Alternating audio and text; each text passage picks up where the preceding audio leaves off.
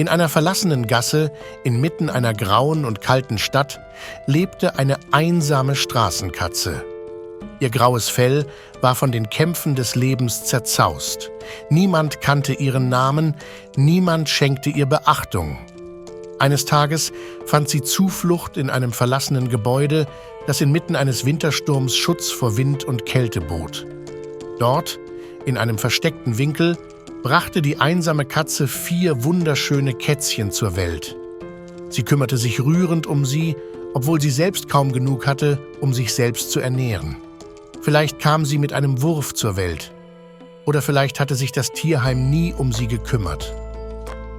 Als die Kätzchen heranwuchsen, fielen den Freiwilligen eines nahegelegenen Tierheims etwas Merkwürdiges auf. Eines der Kätzchen hatte lockiges Fell, so dicht gewunden, dass es fast wie ein Löwenmähne aussah. Das war etwas, was keiner der Tierheim-Mitarbeiter je zuvor gesehen hatte. Je älter das Kätzchen wurde, desto auffälliger wurde es und die Tierärzte waren ratlos. Sie konnten nicht herausfinden, was mit diesem Kätzchen los war. Dann betrat Miss Jerry Newman, eine erfahrene Züchterin von Perserkatzen, die Szene.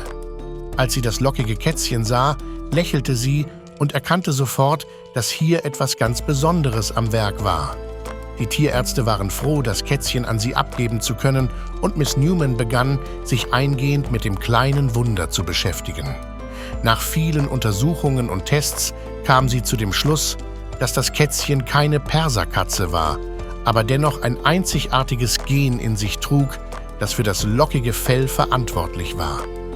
Miss Newman war fasziniert und beschloss, mit diesem Kätzchen zu züchten, um mehr über dieses Gen herauszufinden.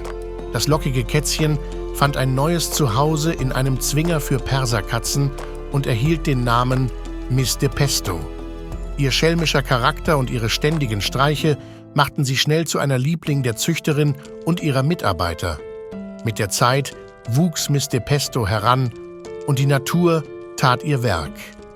Sie wurde an einen stattlichen Perserkater vermittelt und schon bald brachte sie Kätzchen zur Welt, die eine erstaunliche Mischung aus Perser- und Lockenkatzen waren.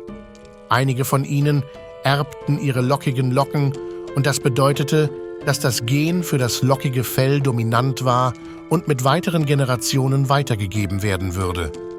Miss de Pesto wurde zur Mutter und Vorfahrin einer neuen, teuren und beliebten Katzenrasse, der Selkirk Rex.